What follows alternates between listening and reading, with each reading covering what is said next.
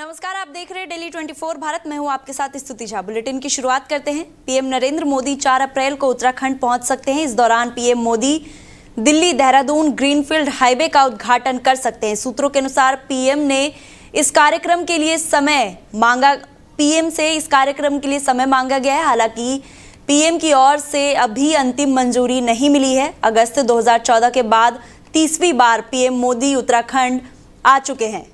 PM Saharanpur से highway का उद्घाटन करने के बाद इस पर सफर भी कर सकते हैं। साथ ही देहरादून के चंद्रबनी में एक विशाल जनसभा को संबोधित करने की संभावना है। दिल्ली देहरादून ग्रीनफील्ड हाईवे पूरी तरह तैयार हो चुका है और इससे अप्रैल के पहले हफ्ते में जनता को समर्पित किया जा सकता है। सोमवार को national highway authority of India के अधिकारियों ने सहारनपुर क्षेत्र में हाईवे का निरीक्षण किया। इस दौरान उत्तर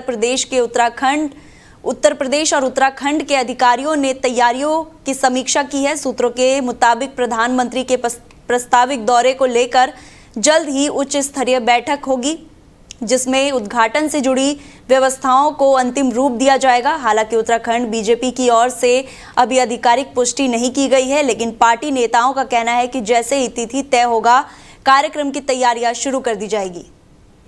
वहीं मुख्यमंत्री पुष्कर सिंह धामी ने मंगलवार को प्रेमनगर देहरादून स्थित सनातन धर्म मंदिर परिसर में आयोजित सामूहिक कन्या पूजन कार्यक्रम में प्रतिभाग किया। इस अवसर पर उन्होंने प्रदेशवासियों को चैत्र नवरात्रि की शुभकामनाएं देते हुए कहा कि चैत्र नवरात्र केवल आस्था का पर्व नहीं, बल्कि श्रद्धा, भक्ति और संस्कारों के माध्यम से शक्ति उपासना का महापर्व है। उन्होंने 1100 कन्याओं के पूजन को अत्यंत सौभाग्यपूर्ण बताते हुए आयोजन समिति की सराहना की। उन्होंने कहा कि ऐसे आयोजन समाज में नारी सम्मान को सुदृढ़ करने तथा बेटी बचाओ बेटी पढ़ाओ जैसे मूल्यों को मजबूत करने का महत्वपूर्ण माध्यम है। मुख्यमंत्री ने कहा कि भारतीय संस्कृति में कन्या को साक्षात देवी स्वरूप माना जाता है। शास्त्रों में भी कन्याओं को अत्यंत सम्मानजनक और स्थान दिया गया है। बेटियां अपने संस्कार, स्नेह और त्याग से समाज को सशक्त और समृद्ध बनाती है और हमारी संस्कृति और परंपराओं की सशक्त वाहक है। उन्होंने कहा कि कन्या पूजन के इस पावन अवसर पर समाज को ये संकल्प लेना चाहिए कि प्रत्येक बेटी को शिक्षा, सुरक्षा और सम्मान का अधिकार सुनिश्चित किया जाए।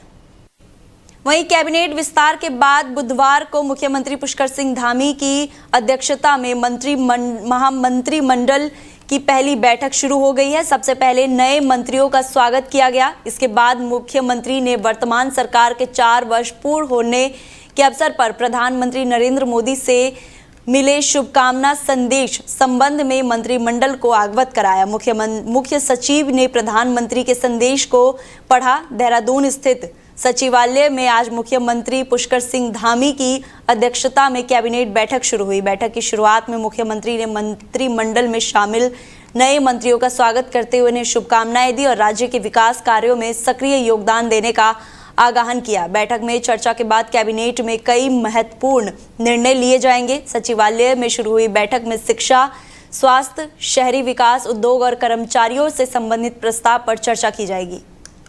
वहीं खटीमा में भवन और अन्य सन्निर्माण कर्मकार कल्याण संघ ने अपनी लंबित मांगों को लेकर मोर्चा खोल दिया है। संघ ने मुख्यमंत्री पुष्कर सिंह धामी और विभाग के सचिव को ज्ञापन भेजकर बोर्ड की कार्यप्रणाली पर गंभीर सवाल उठाए हैं। श्रमिकों का आरोप है कि विभाग और पारदर्शिता की कमी और बुनियादी सुविधाओं के अभाव के कारण पात्र श्रमिक सरकारी योजनाओं के लाभ से वंचित हो रहे हैं।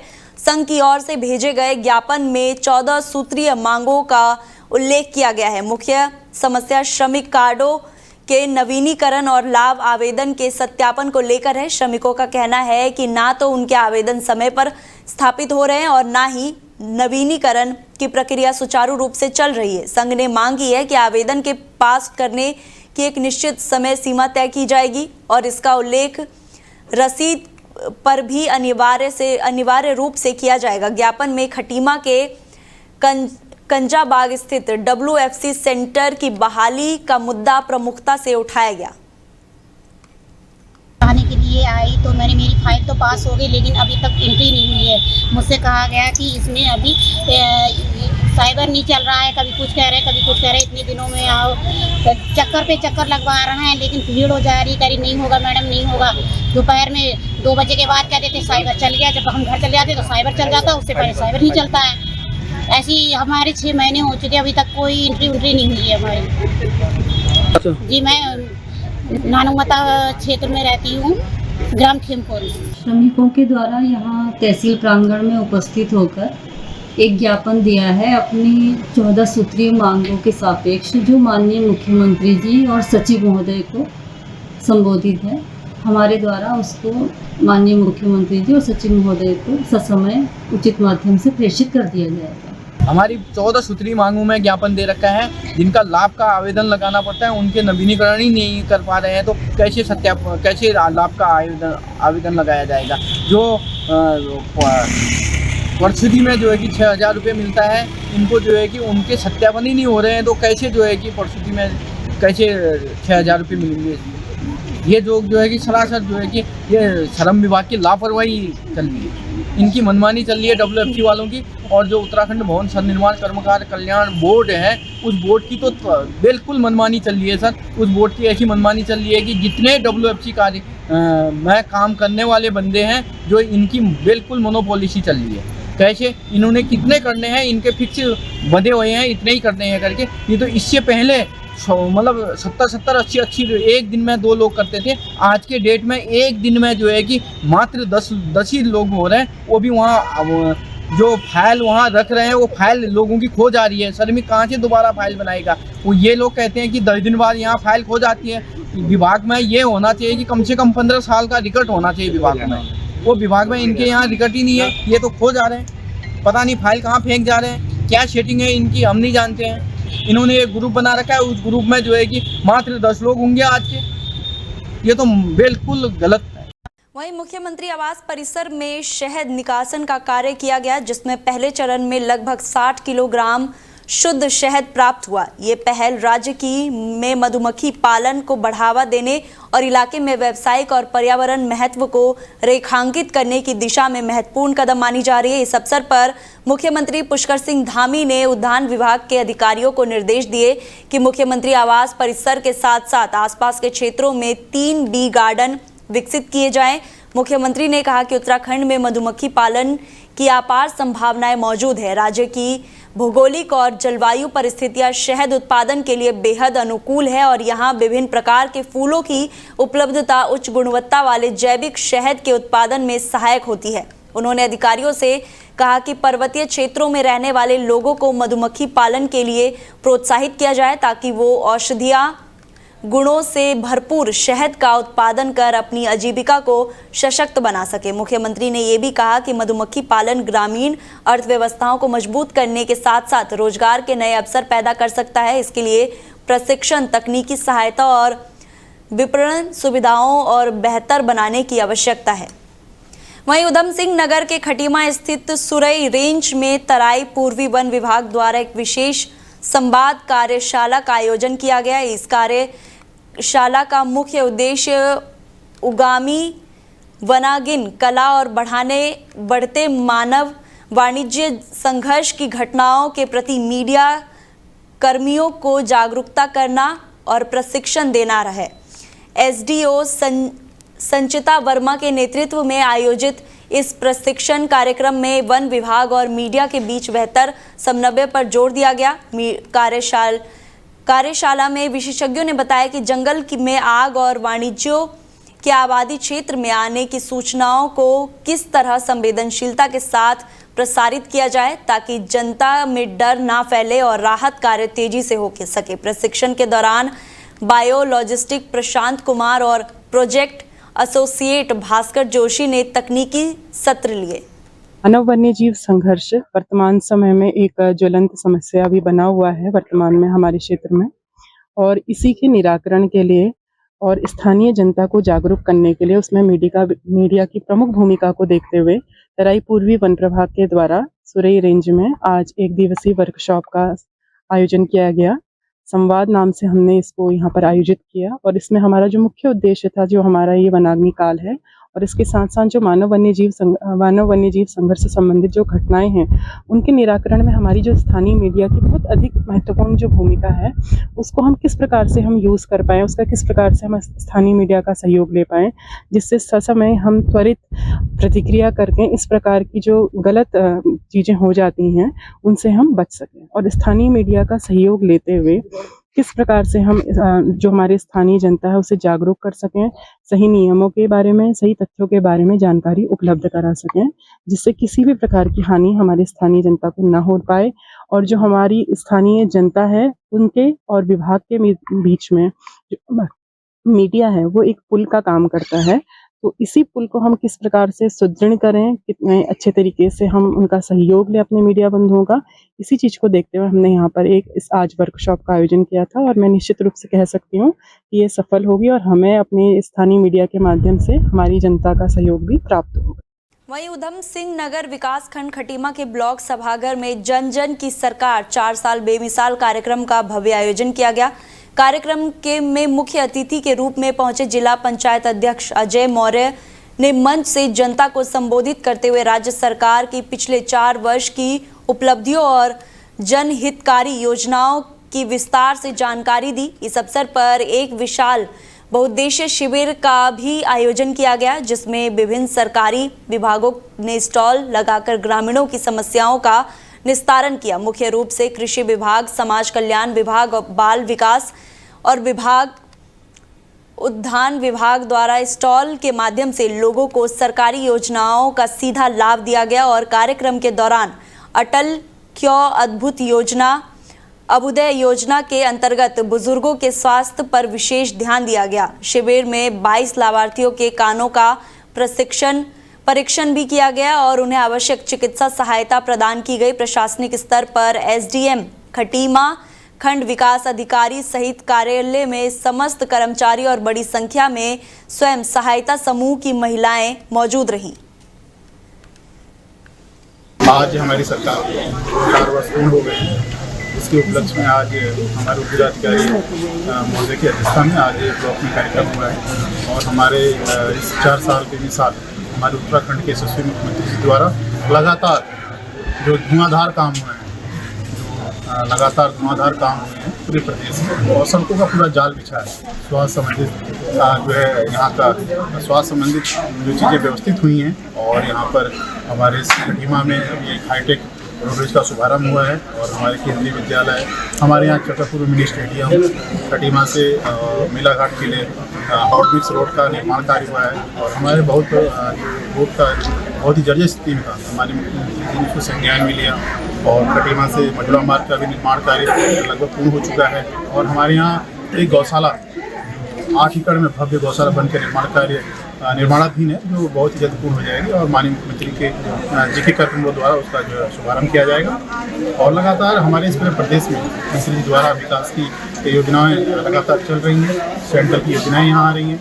और माननीय मुख्यमंत्री जी इस पूरे क्षेत्रवासियों को बहुत बधाई और शुभकामनाएं। आज 4 साल पूर्ण होने के जो अवसर पे एक कैंप लगाया गया, जिसमें हमारे सभी जनप्रतिनिधि और इसके साथ ही सभी विभाग के अधिकारियों ने उस पर प्रतिबाद किया है। और जो सरकार की योजनाएं चल रही हैं और जो अभी तक जो उस पर काम हुआ उसके विषय में सभी को बताया गया। और इसके साथ साथ ही जनता को एक मैसेज भी दिया गया कि जो सरकार की योजनाएं चल रही हैं उनका अधिक से अधिक लाभ।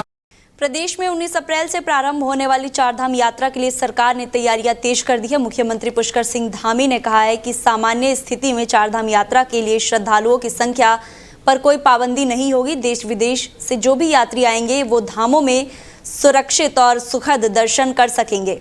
ये सरकार सुनिश्चित करेगी। इतना जरूर कि दर्शन व्यवस्था के अनुसार होंगे, क्योंकि सभी की सुरक्षा हमारे लिए सर्वोच्च प्राथमिकता है।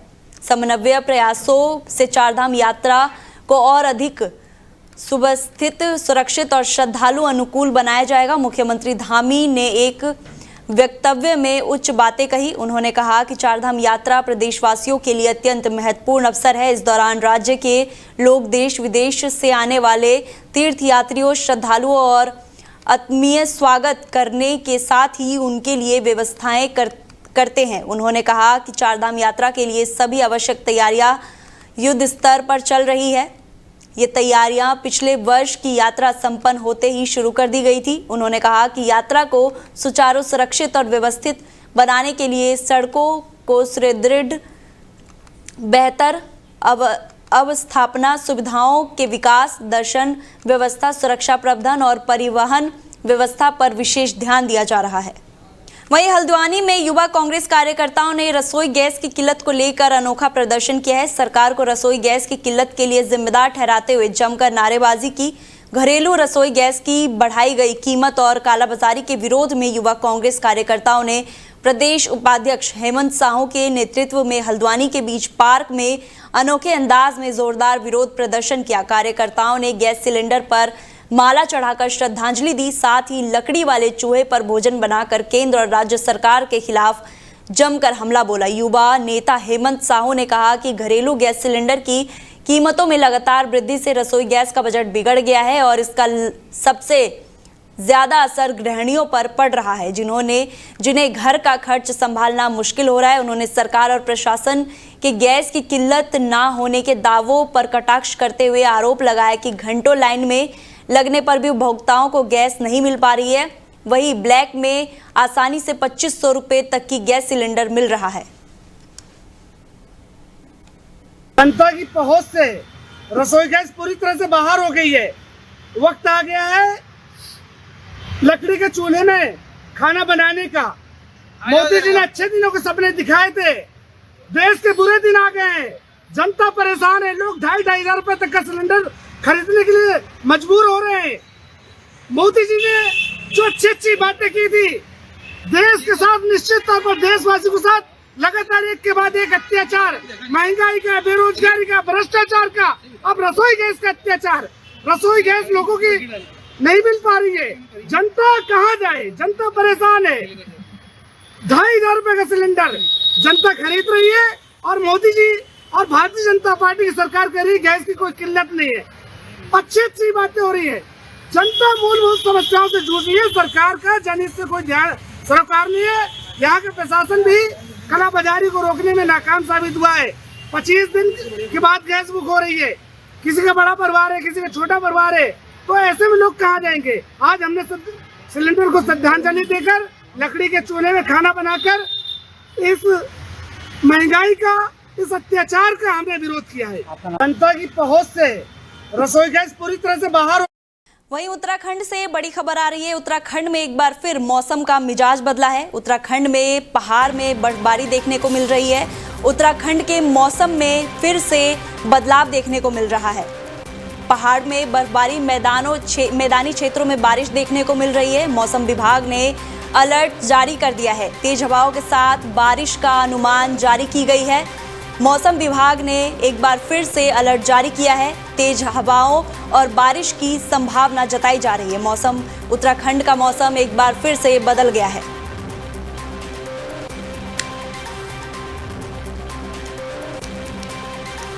को लेकर तैयारियां तेज हो गई है। इस वर्ष भी केदारनाथ और बद्रीनाथ धाम में श्रद्धालुओं के दर्शन के लिए टोकन सिस्टम लागू रहेगा। पर्यटन विभाग और जिला प्रशासन ने ये व्यवस्था पिछले वर्ष शुरू की थी, जिसे इस बार भी जारी रखने का निर्णय लिया गया है। दरअसल दोनों धामों में बढ़ती श्रद्धालुओं की भीड़ को नियंत्रित करने के लिए दर्शन व्यवस्था को सुगम बनाने के उद्देश्य से टोकन सिस्टम लागू किया गया है। इस व्यवस्था के तहत यात्रा पंजीकरण कराने वाले श्रद्धालुओं को धाम पहुंचने पर टोकन नंबर दिया जाता है, जिसमें दर्शन का निर्धारित समय लिखा होता है, ताकि उन्हें लंबी कतारों में ना खड़ा होना पड़े।